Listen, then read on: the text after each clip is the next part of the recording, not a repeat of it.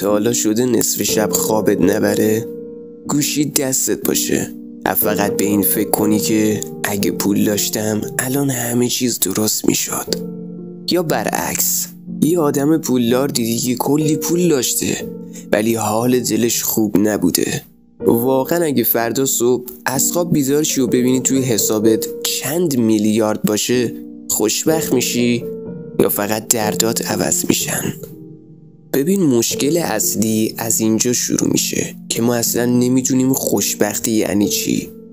بعضیا فکر میکنن که خوشبختی یعنی پول زیاد، خونه بزرگ، ماشین لوکس و خفن، رفتن به سفرهای خارجی و داشتن لباسای برند.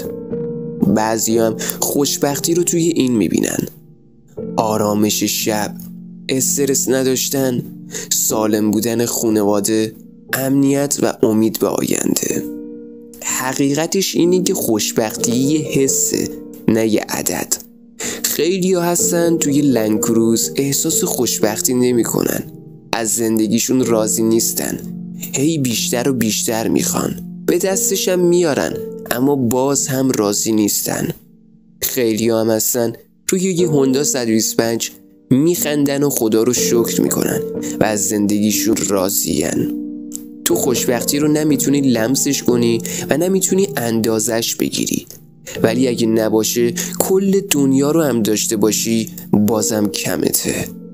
از نظر من اگه بخواین خوشبختی یعنی اگه با دوستات رفتی بیرون به یه نقطه خیره نشی، ساکت نباشی، تو ذهنت کلی مشغله نباشه، بتونی راحت بخندی و خدات رو شکر کنی. بیاین رو راست باشیم، پول زیاد میتونه خیلی کارها بکنه ولی همه کارها رو نه. پول میتونه نگرانی اجاره و قسط رو کم کنه و اصلا میتونه تو رو کلاً بی‌نیاز کنه. چرا قسطی؟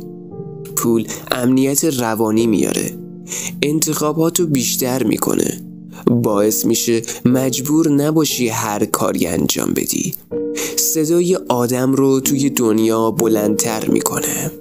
وقتی پول نباشه دعواها بیشتر میشن، غر زدنها زیاد میشن، رابطه ها فرسوده میشن، آدم حس بیارزش بودن میگیره، آینده ترسناک میشه.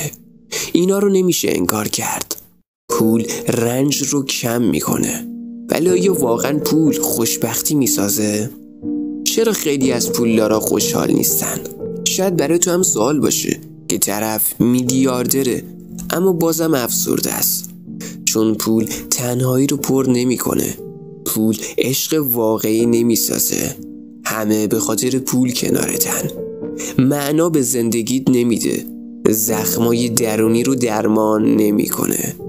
خیلی از آدما وقتی پولدار میشن میفهمن که مشکل اصلی فقط پول نبوده. همشون میترسن که کسی به خاطر پولشون ازشون سوء استفاده بکنه. دیگه نمیدونن کی واقعی و کی نکنه. بی‌انگیزه میشن چون هدفشون تموم شده.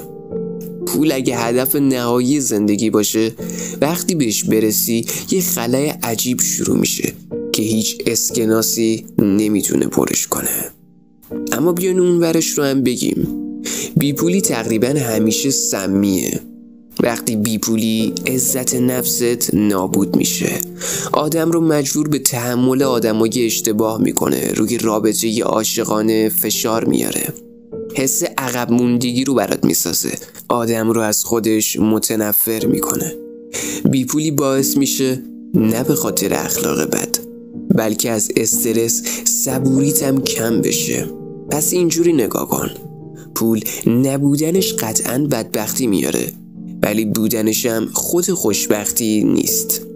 این جمله نصفش دروغ نصفش راست. آیا پول خوشبختی میاره یا نه؟ دروغه، چون اگه پول نداشته باشی خیلی وقتا حتی فرصت خوشبخت شدنم نداری. راسته، چون پول به تنهایی خوشبختی نمیسازه. پول مثل یه تقویت کننده است. اگه درونت خوب باشه خوبتر میکنه، اگه درونت خراب باشه خرابترت میکنه. راه درست اینه، پول هدف اصلیت نباشه، یعنی به خاطر پول هر کاری حاضر نشی انجام بدی. بلکه پول فقط یه ابزار باید برای تو باشه. خوشبختی رو فقط به داشتن گره نزنی، روی رشد خودت کار کنی، نه صرفاً فقط درآمدت. معنی زندگیت رو هم فقط پول تعریف نکنه. پول وقتی قشنگی آزادی بهت بده، آرامش بخره، زمان بخره، بهت حق انتخاب بده و بتونی به بقیه کمک کنی. حقیقت اصلی دقیقاً اینجاست دوست من. پول میتونه شرایطو بهتر کنه، ولی حال خوب از یه جای دیگه میاد. آدمی که پول نداره بی‌عرضه نیست و آدمی هم که پول داره قهرمان نیست. اگه هم پول داشته باشی و هم آرامش درونی، اون موقع است که میتونی بگی واقعا خوشبختی رو لمس کردی. حالا من یه سوال ازت میپرسم، به نظر تو اگه پول خوشبختی نمیاره و چرا نبودنش این همه درد داره؟ نظرت رو راجع به این جمله حتما داخل کامنت ها برام بنویس. اگه دوست داری که صدات شنیده بشه کانال رو سابسکرایب کن.